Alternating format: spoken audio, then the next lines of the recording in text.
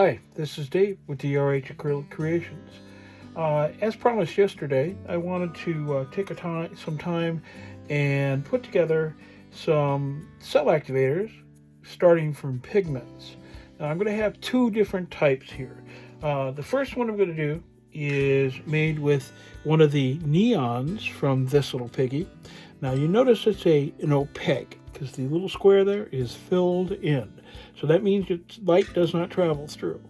And so we're going to do this one. It's mixed differently than the transparent that you see. This is honeycomb, and you see the little block is it's empty. So that's a transparent pigment. They are mixed differently. So we're going to take some time. I'm going to explain to you how that happens. The other things you're going to need some alcohol. It doesn't really matter the strength of it. This is 50% isopropyl. That's good. And I have two different mediums. So this is Liquitex gloss medium, and the gloss medium is needed for the transparent, and then you have a matte finish. Now the reason why I don't just use gloss finish for both of them is when you use a gloss finish for a cell activator, the gloss finish has a slicker feel to it. With the neon, I'm going to just use strictly just matte, and with this I'll do a combination of the two. So without any more talking, let me get you down and we'll get this started. Let's open this thing up. Now usually when I work with micro powders or mica powders, they're very fine and they do become airborne very easily. I always recommend people to use a mask or a respirator when working with them, because I'm talking with you today, I'm going without. So now I want you to notice how much pigment I'm using. So you can see that it's a fair amount, and I want to make sure you remember that amount, because we're going to add exactly the same amount of the gel. So now come in just a minute. So that's aside. Close this up. Okay, with this I am going to add, it's a pincher full, and I'm trying to control how much alcohol I actually use with this. All I really want to do is wet it and turn it into a paste. Don't necessarily want it to be 100% fluid.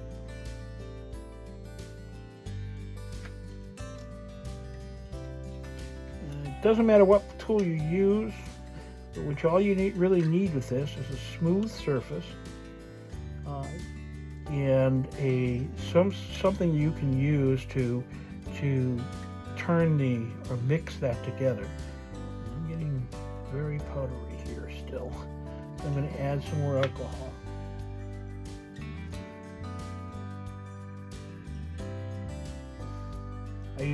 I use that pincher for the fact that it's easier for me to know how much I've added to it.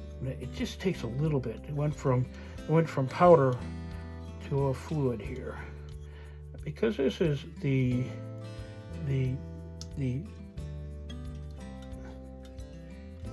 neons are much more grainy. I need to kind of work it a little bit more in this fluid, so that make sure that it really does get wetted. You really want it wet, so that it releases all of the color. Okay, that should be enough. Now you remember how much we had with the last, when I had the same amount of the matte gel.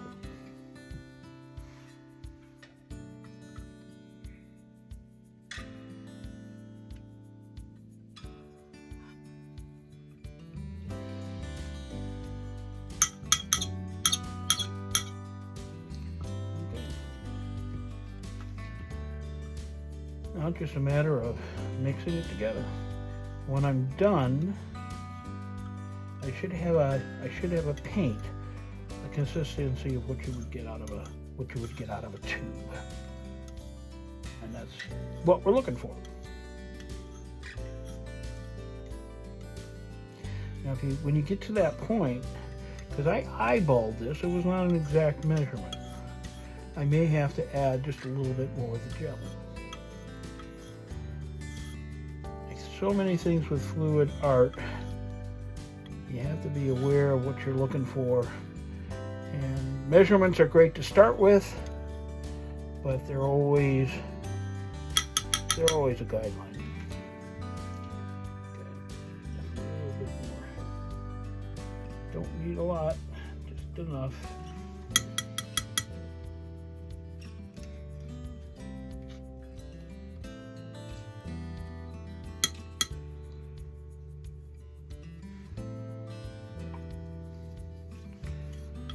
Just enough to thicken it up.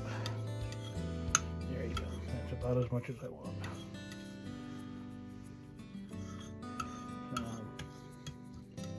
It's nice and smooth, which is what I was looking for. Let me pull this up so you can see. So you can see just how smooth that is the consistency that you would deal with as a tube paint. So make sure it's all mixed in there. Okay, there we have with it. That's the neon. The neons are a new thing for me as far as adding them as cell activators. I'm pleasantly surprised that I could do that. I was listening to a video by Jessica WinterStrom, and from WinterStromArt, and I'm going to link her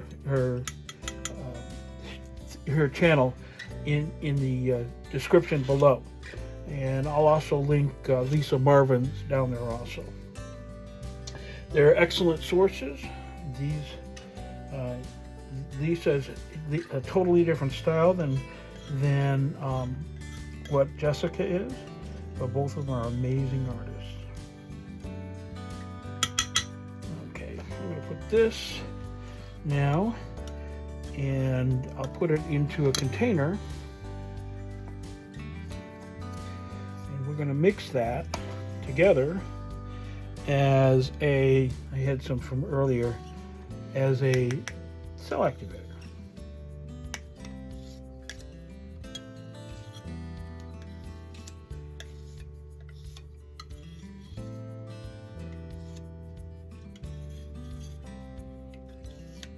Okay, let me get that cleaned up. So I'll be right back. Let's try the honeycomb now. The honeycomb again is a transparent color, so this has to be handled just a little bit differently. So I'm going to do the same thing as I did with the last one. Measure out. You can pay attention to how much I measured out.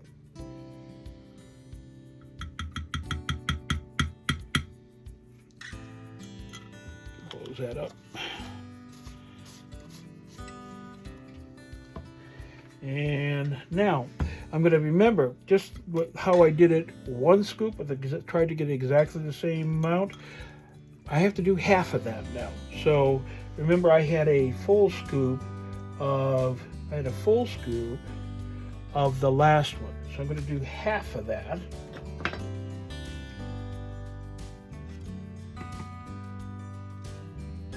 For each one of those. So here's the first. That's a little bit light. Here's the first half.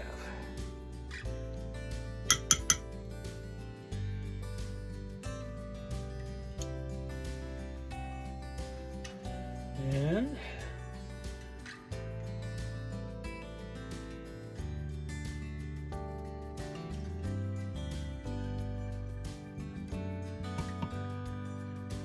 here's the second half.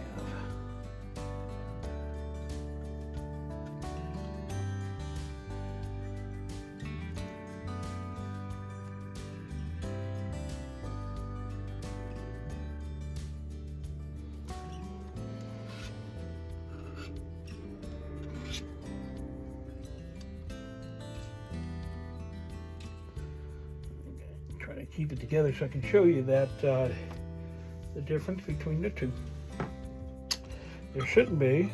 You can see that the amount I have on each one of those is about the same, and as pretty close to the same as the amount of the honeycomb I have down.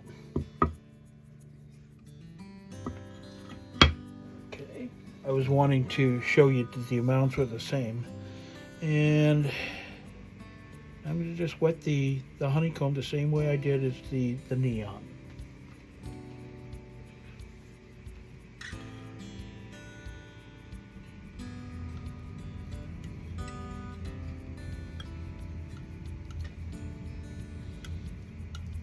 The reason why we mix the two is because with the transparents and with any pigment that has a shine to it, if you want to maintain that shine when you're doing your pour, when you're using it as a cell activator, you can't be as opaque, because if I did that, you wouldn't be able to see it, because the matte would it'd become an opaque paint.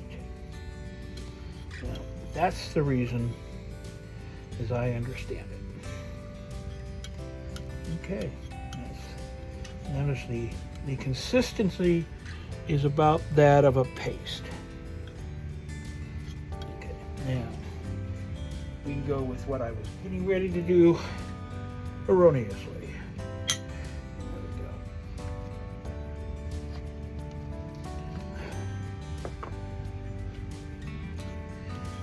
Mix the two together, and all I'm trying to do, just like with the neon, all I'm trying to do is create the consistency and the smoothness of a tube paint.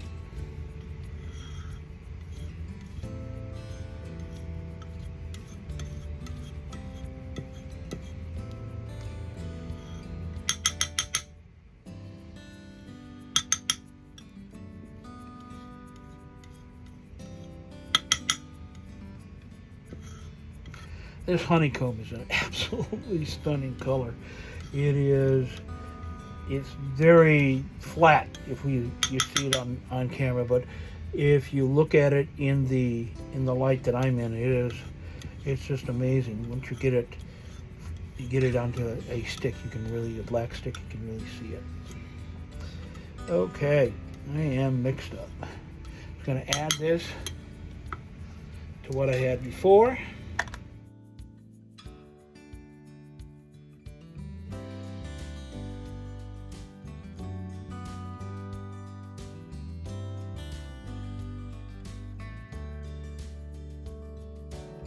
I have my two paints here. They're ready to go to be mixed with the Australian Floetrol.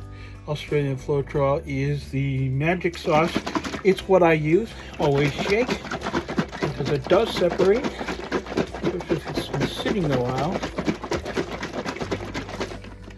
Okay, and I'm going to just add directly from the bottle. Usually, how I do this, I have a tendency not to use it directly from the bottle. I pour a little bit of it into a smaller squeeze bottle. I can control it better how much I put in. I have a lot. That's a lot of paint, and quite honestly probably too much paint, because I'm going to end up almost filling this. So at least with the pink, that neon is an amazing color.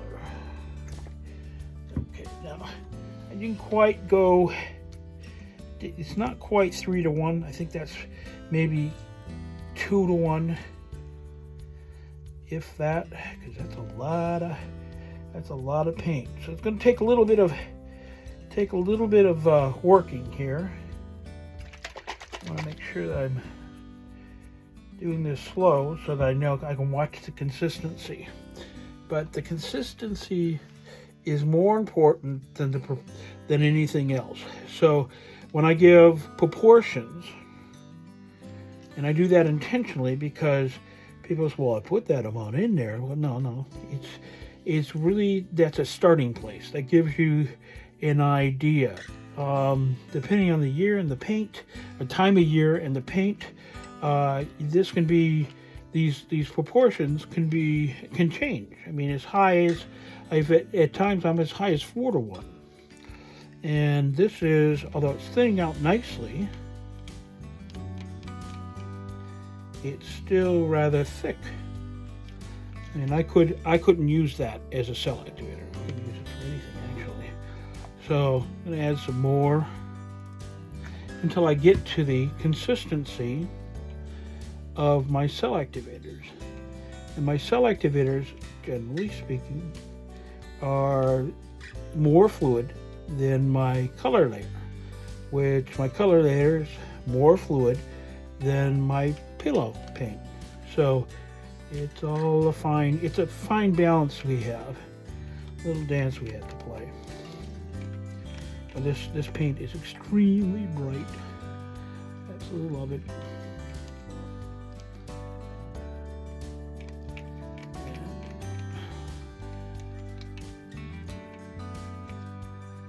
Still a little thick.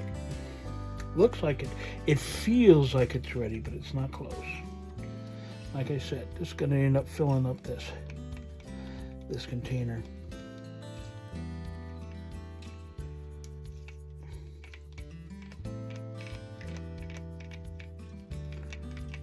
Mix, mix, mix.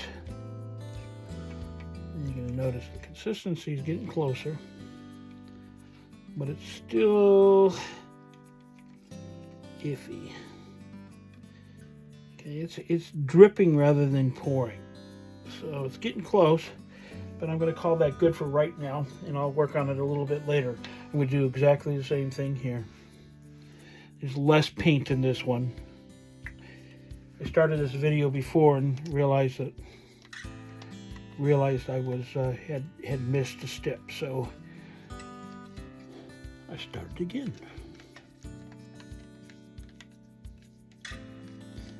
Okay, again, this is the first little bit that went into it. I wasn't expecting it to be right, not yet. It's like still not even close. A little squeeze at a time, making sure I'm watching the consistencies.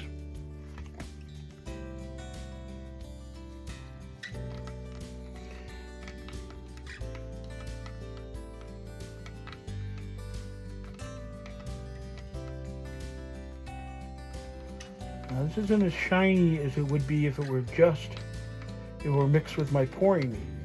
Because my pouring medium is all gloss. It's transparent paints that are put together. So it allows the mica powder to actually shimmer. But it's not bad. And we're still too gloopy.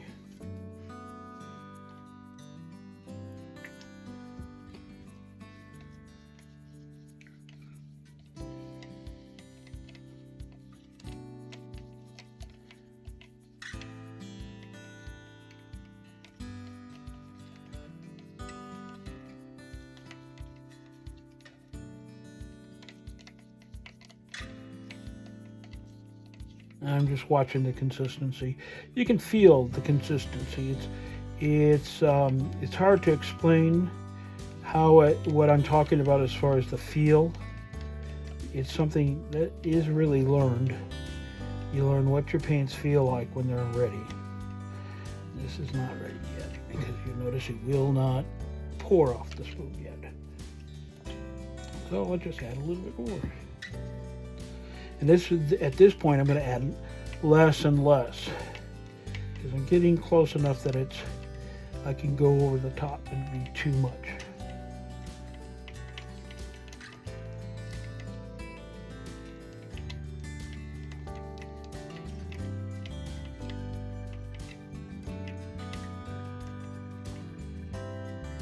Okay, that's pretty close.